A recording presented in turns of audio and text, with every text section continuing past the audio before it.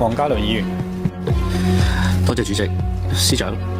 琴澳一體化正從物理嘅聯通邁向規則相容、民生相通嘅深水區，越嚟越多澳門嘅居民以雙城生活模式深耕兩地，對政務服務嘅跨境協同、智慧便捷提出咗更高嘅期待。行政法務範疇作為推動制度銜接、優化公共服務嘅核心力量，近年成效係有目共睹嘅。從澳電自助機進駐橫琴，實現跨境電費查繳，到遙距服務櫃、琴視澳辦、澳視琴辦成為咗現實。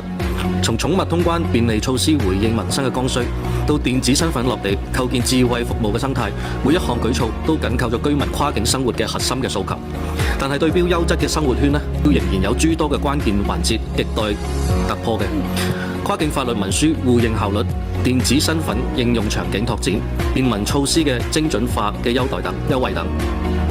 都係市民高度關注嘅焦點。我哋推動特區政府持續深化改革，既要鞏固現有嘅效果，更要破解融合嘅瓶頸，讓政務服務真正咁跟上一體化嘅步伐，為澳門居民嘅跨境生活創造創業發展築牢保障。喺呢一度我哋有幾條問題想問司長嘅。第一就係近年嚟，隨住橫琴粵澳深度合作區同埋大灣區喺澳門兩地嘅緊密聯繫，依家係日益頻繁，越嚟越多澳門嘅居民選擇喺合作區同埋大灣區生活、創業、營商、學習同埋養老。特區政府亦不斷推動澳琴兩地嘅政務嘅深度融合，致力共建優質嘅生活圈。請問司長可唔可以介紹一下現時嘅喺大灣區同埋喺橫琴嘅政務範疇喺跨境服務嘅方面嘅所展現嘅工作呢？第二，隨住橫琴一體化嘅深度推進，越來越多澳門嘅人選擇喺橫琴度居住就業，攜帶寵物、犬貓往返兩地需求日益增長。當局自2024年3月1日起推出便利措施，允許符合條件嘅澳門居民攜帶寵物經橫琴口岸往返，免卻部分嘅檢疫手續，獲市民廣泛嘅歡迎。請問目前呢一個項目嘅措施實施嘅成效係點樣呢？未來會唔會進一步有優化嘅措施，進一步提升寵物犬貓通關嘅便利程度？第三，特區政府喺2023年6月30日推出電子身份，作為澳門居民身份證嘅輔助應用。呢種嶄新嘅確認身份嘅方式，方便居民無需出示實體嘅居民身份證，便可以辦理公共部門嘅同埋私人機構嘅服務，融入智慧服務嘅新模式。請問司長可唔可以介紹一下目前電子身份嘅應用嘅情況？為擴展更多嘅應用場景，特區政府將如何推動唔同領域同埋嘅私人機構參與呢個計劃，便利居民利用電子身份應用到各項生活嘅服務之中呢？唔該。黃家麟議員提到嘅關於大灣區嘅政務嘅呢個服務方面嘅情況呢，其實就而家目前嚟講喺廣州、珠海、中山同江門4個大灣區嘅城市已經設置咗澳門特區政府嘅澳正義嘅自助服務機。呢個第一個，第二個亦都係已經同香港相關部門保持密切溝通，計劃互設雙方嘅自助服務機。預計今年年底香港嘅自助服務機將設置喺呢個慕拉士綜合服務中心跨境通辦專區。澳正義自助服務機都會喺明年喺香港設置嘅。咁澳正義嘅自助服務機選址將會按照澳門居民生活人口較多同埋往來嘅呢個比較頻繁嘅城市分階段去設置，即係呢個規劃係不斷可以推進當中嘅。咁另外就係關於寵物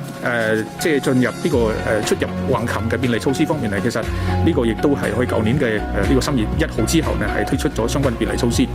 咁就從2024年3月到2025年10月，市政署累計係簽發194宗往返合作區嘅呢個簽注，即係有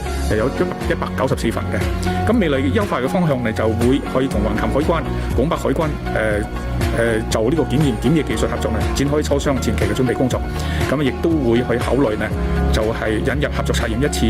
臨床檢疫放行嘅新監管模式。大家知道人同車都係合作測驗一次放行，咁對於呢個寵物嚟講，都會試下用咁嘅模式去進行有關嘅監管。另外亦都會喺優化現時行政流程，整合兩地檢疫證明文件，優化證書嘅驗核嘅方式，進一步提高呢個寵物即係通關嘅便利嘅程度嘅。咁另外就係關於電子身份推廣嘅問題咁其實我自己就係經常用電子身份，咁我覺得係非常非常有用嘅。咁而家特區政府除咗即係政府部門之外亦都持續同私人機構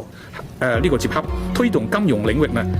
更多機構認可使用電子身份辦理呢個業務，進一步擴大應用嘅呢個場景嘅。擴展應用方面呢，2025年增加金融機構喺線下場景使用電子身份，包括係辦理電子錢包嘅業務，並且持續擴展金融機構線上使用電子身份去辦理服務嘅。咁而家現時嚟講呢，就係接受電子身份嘅私人機構總共有11間嘅，